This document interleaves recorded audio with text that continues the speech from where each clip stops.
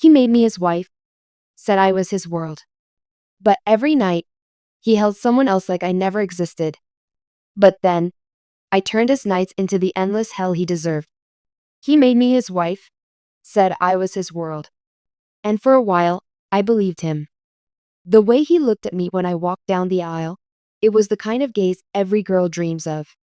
Like I was the only thing he could see in a room full of lights and laughter.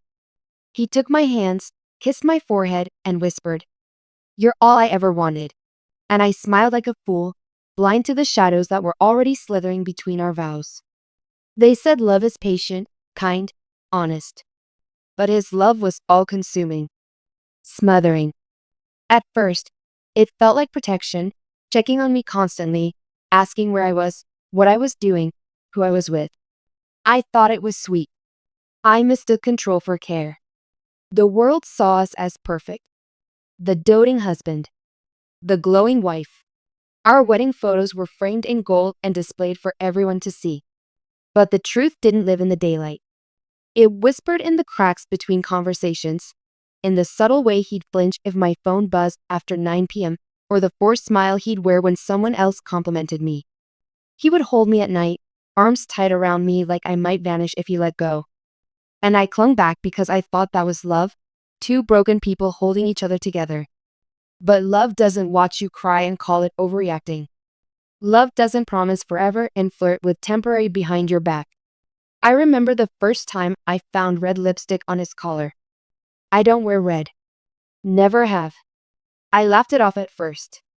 Told myself it must be from one of my scarves. But that lie stuck in my throat like glass.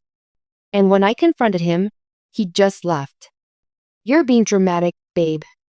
You know I'd never cheat on you." He kissed my forehead again, just like he did on our wedding day. And I swallowed the doubt, just like I always did. Because I wanted so badly to believe him. I wanted to believe that I was his world like he said I was. That the long work nights were real. That the way he looked distant when I spoke was just exhaustion, not guilt. That the scent of unfamiliar perfume on his shirts was just a trick of my imagination. But deep down, my soul had already started to rot. From suspicion. From silence. From the slow, creeping truth I was too scared to admit. Still, I cooked his meals. Smiled in pictures. Played the part of the perfect wife. Because that's what he wanted. A beautiful mask to wear in front of the world while he danced in the dark with someone else. I didn't know her name yet. I didn't know how long it had been. I didn't know the depths of his betrayal. But I knew enough. And one night, after he came home late smelling like roses I didn't wear and wine I didn't serve, I lay awake next to him in the dark. He snored beside me, so peacefully, like he hadn't just shouted me for the 100th time. And that's when the seed of revenge planted itself quietly in the back of my mind. I wouldn't scream. I wouldn't cry. I wouldn't beg. I would watch. I would wait. And when the time was right, I would turn his world inside out. Because if I was invisible in his nights, then I'd make sure he never slept peacefully again. The night became my teacher. Every late return, every silent dinner, every lie he told with those practiced lips, I learned. He thought I was asleep when he slipped out of bed. But my eyes were wide open, staring at the ceiling, memorizing the pattern of betrayal he wove between midnight and morning. It always started the same way. He'd pretend to get a call. Mutter something about a client. An emergency. Sometimes he wouldn't even bother with an excuse. Just slip into his clothes, kiss my forehead like I was a child too naive to notice, and leave. And every time that door closed behind him, something inside me crumbled. Not just from the pain, but from the humiliation of knowing I wasn't enough. The woman he married. The woman who fed him, cleaned his wounds, built his dreams as if they were mine. Reduced to a placeholder, an empty title worn on his ring finger while his hands explored someone else. I tried confronting him again. "You've been distant, Adam," I said quietly, hoping he'd at least try to lie better this time. "You come home late.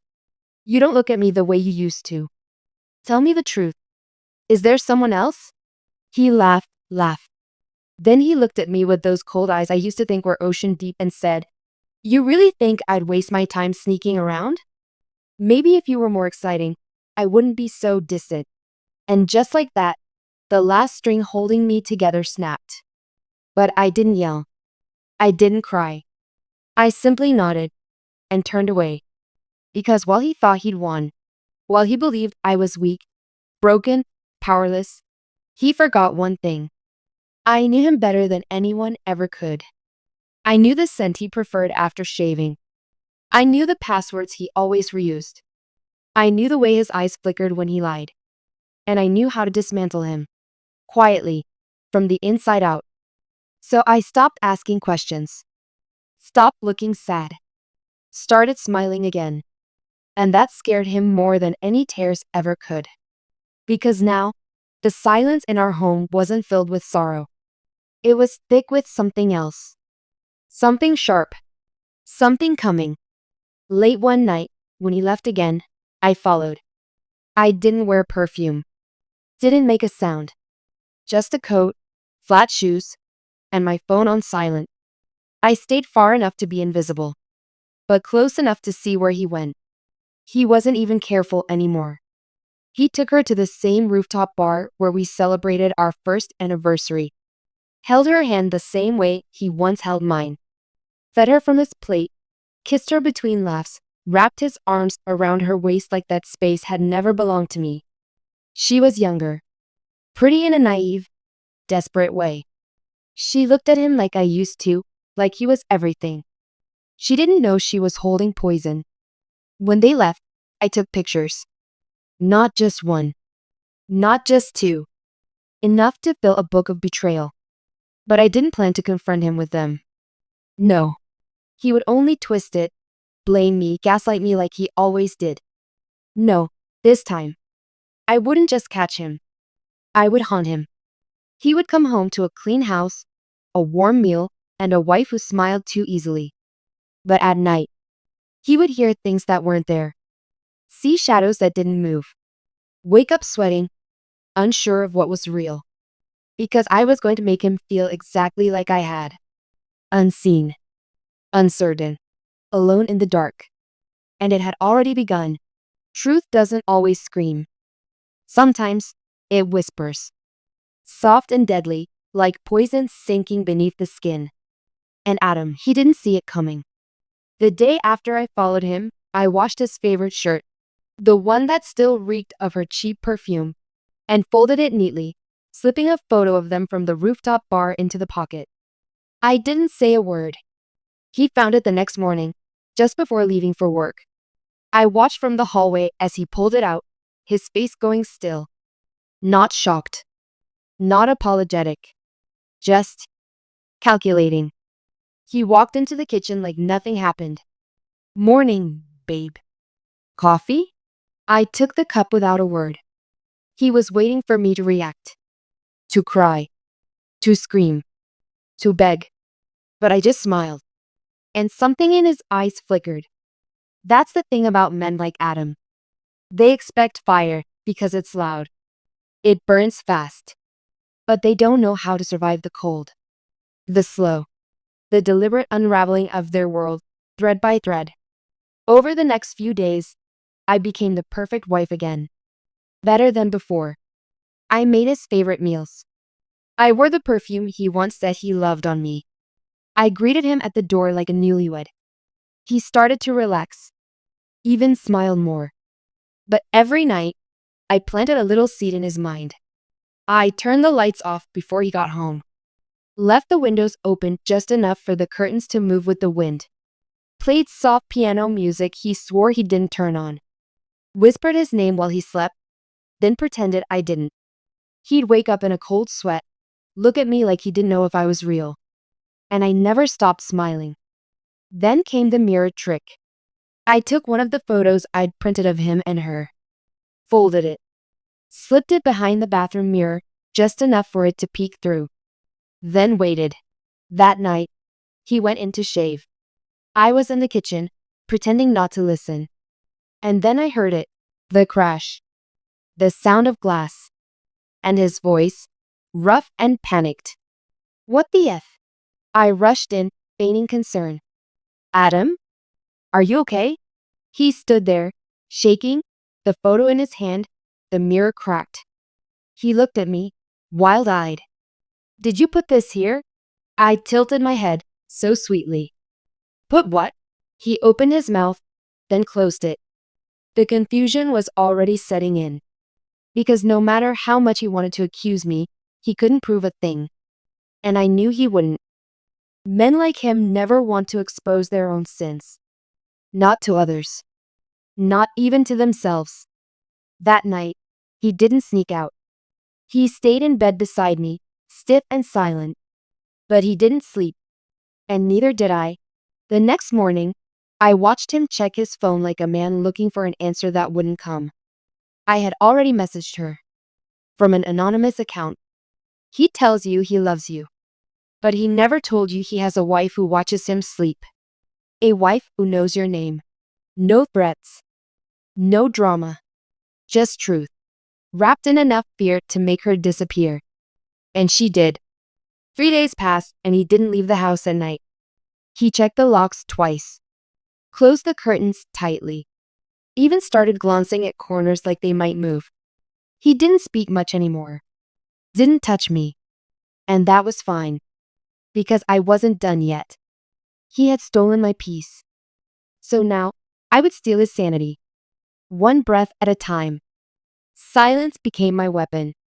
The kind that wraps around your throat slowly, making you question if you're choking, or just imagining it. Adam had started to shrink inside himself. He was still here, still breathing, still pretending. But the light in his eyes had dimmed. He no longer kissed my forehead. He barely looked me in the eyes. And yet, he never left. He was terrified, but not of me. Not yet. He was afraid of what he couldn't explain. Afraid of the things he didn't understand. Afraid of how I could be so calm, so composed, while the world around him twisted like a knife in the dark. One evening, I found him sitting on the edge of the bed, staring at the floor, lost in a trance. He flinched when I touched his shoulder. Adam, I said softly. Are you okay? He looked at me like I was a ghost. I haven't been sleeping, he mumbled. I keep hearing things, seeing shadows. I think I'm going crazy. I pressed my hand to his cheek. Maybe you're just guilty. He blinked. What did you say? I smiled. I said maybe you're just tired. He didn't answer. He just stared at me. And in that moment, I saw the cracks spreading through his soul. I saw the guilt clawing its way up his spine. But guilt alone wasn't enough.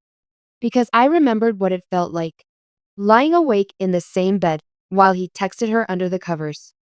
Smiling through dinner with friends, while his fingers still smelled like another woman's skin. Crying silently in the bathroom, muffling my sobs into a towel so he wouldn't roll his eyes and call me dramatic again. I remembered what it was like to die quietly. So I made sure he did too. He started jumping at small sounds. He began locking every door, every window, even the ones upstairs. And still, I gave him nothing but love. Breakfast in bed. Fresh sheets. Kind eyes and quiet support. And it drove him insane. Because nothing unsettles a guilty man more than kindness from the woman he betrayed. He started to spiral, slowly, like a man drowning in shallow water. He accused me once of doing something to his phone. You changed my wallpaper, he hissed. I glanced at it. It was black. Just black. I didn't touch your phone, Adam. But it was a photo of us yesterday, and now it's just black. Why would it go black? I stepped closer, placing a gentle hand on his chest. Maybe your phone is trying to tell you something. He shoved my hand away. He didn't sleep that night. I could hear him pacing the hallway. He opened and closed drawers. Turned on the TV. Then turned it off. He even stood over me while I pretended to sleep. Just stood there, breathing. I almost laughed, because he was beginning to fear me. The same way I once feared the truth. By day, I was still the sweet wife. Polite. Graceful. loving. But by night, I let the shadows do my bidding. I moved things slightly, took the batteries out of the remote, switched his shirts from one drawer to another, erased one number from his contact list every other day. Little things. Things he couldn't prove. Things that made him question his own mind. He even called a doctor. I watched from the hallway as he whispered into the phone. I think I'm hallucinating. Or maybe something's wrong with my sleep. I don't know. I feel like I'm losing time. No, Adam. You weren't losing time. You were just beginning to feel what I felt when you held someone else while I sat home wondering if I was worth anything at all. I was still here. Still silent. Still smiling. But the woman you marry? She died in the silence you left behind. And the one standing in her place? She was just getting started. He thought the worst had passed. But the worst was still sharpening its teeth. Adam had stopped going out. Stopped smiling. Stopped speaking to his friends. He barely even looked in mirrors anymore. Because every reflection reminded him of what he was losing. Himself. And I was the one feeding the storm inside him. With every kind smile, every warm touch, every quiet meal where I asked, "Did you sleep okay?" Knowing he hadn't. He started keeping all the lights on at night. TV playing static, curtains sealed shut like the world outside was trying to get in. He didn't trust me anymore. But he didn't dare accuse me. Because to accuse me would mean admitting what he had done. And cowardice doesn't confess. It hides behind fear. One night, I found him in the guest room, sleeping on the floor. "I thought you were working late," I whispered, standing in the doorway. He jumped. I couldn't sleep in there anymore. I keep hearing things. I stepped inside slowly, kneeling beside him like I used to when he was sick. But this time, he wasn't sick. He was rotting from the inside. "Do you want me to stay?" I asked. He didn't answer. But he didn't tell me to leave either. So I sat beside him until he fell into an uneasy sleep. And then I whispered into his ear, soft and venom-laced, "She knows Adam. And so do I." He stirred, eyes twitching, heart pounding. And I slipped out before he woke, leaving only the echo of my voice behind. That week, I began phase 2. I printed the rest of the photos. Him and her at cafes. In his car. Holding hands. Kissing in the same shirt he wore home to me. I placed them, one by one, where I knew he'd find them. Tucked inside his briefcase. Behind his shaving cream. Under the mattress. Each one dated. Labeled with timestamps. Marked with tiny red hearts in the corners. By the time he found the fourth one, he stopped asking questions. He just sat down on the edge of the bed, holding the photo like it was a death sentence. He was unraveling. But it wasn't enough. Because even though he was breaking, I remembered how I had broken. How I clutched my wedding ring at night, hoping it meant more than it did. How I stared at the phone, praying it would ring. How I begged the mirror not to show me what I already knew. So I started leaving notes. Handwritten. No signature. Just small messages, placed in random spots. "She cried while you were out. You held her while I held my breath. Do you feel watched? You should." He found the first one inside his wallet. The second inside his car's glove compartment. The third, in his jacket at work. That night, he came home early. Sweating, pale, hands shaking. Have you talked to anyone about us?" he asked cautiously. I smiled sweetly. "No." "Why?" He opened his mouth, then closed it. Walked away like a man haunted. Because now, he didn't just suspect I knew. He believed others might too. The walls were closing in. The shadows were growing teeth. And all I had to do was keep watering the seeds of paranoia until they bloomed. He tried locking his phone. Changing passwords. But I already had access. I'd had it from the start. I wasn't spying. I was watching. There's a difference. Spying is desperate. Watching is patient. And I was very, very patient. I saw how he texted her less and less. Saw how his messages shifted from flirtation to fear. We have to stop. She knows something. I think I'm losing my mind. No, Adam. You weren't losing your mind. You were finally paying the price. Not for leaving me, but for thinking I would stay broken. I had died once, quietly, invisibly, in the arms of the man I called home. And now? Now I was becoming the storm that would make sure he never found peace again. Adam stopped pretending. He didn't shave, didn't go to work, didn't even change his clothes. He sat in the living room all day, blinds shut, a bottle in hand, whispering to himself like a man stuck between guilt and madness. And I moved around him like a ghost, cooking meals he never touched, whispering sweet nothings he no longer believed, smiling like I didn't notice him unraveling. But I noticed. Every twitch, every flinch, every time he turned suddenly, as if someone was behind him. He never saw me watching from the hallway, tracking his steps like a hunter watches a wounded animal. He was losing grip. He once ruled my world. Now, he couldn't even trust his own reflection. That night, I placed a final envelope on his pillow. Inside was the truth. Every photo, every printed message, and one single line written in red ink. You broke a woman who would have died for you. So now, you'll live with what you've done. He read it, and for the first time, he didn't look angry. He looked empty. He didn't ask me why. Didn't beg. He just stared at me and whispered, "Was it all fake?" I tilted my head. No. That's what makes this hurt. He nodded slowly, lips trembling. And then he cried. Not the kind of crying men do when they're sad, but the kind that happens when they know there's no coming back. I stood over him, calm and unshaken. You didn't just cheat on your wife, Adam. You destroyed her. And now she's gone. I'm what's left. He opened his mouth, but no sound came out. He couldn't apologize, because even if he did, I'd already taken the one thing he never thought I would. Power. His collapse wasn't loud. It was silent, slow, unavoidable. And I let it happen. Because some revenge doesn't need blood. Just the echo of your absence. And the weight of what they lost when they thought you'd never leave.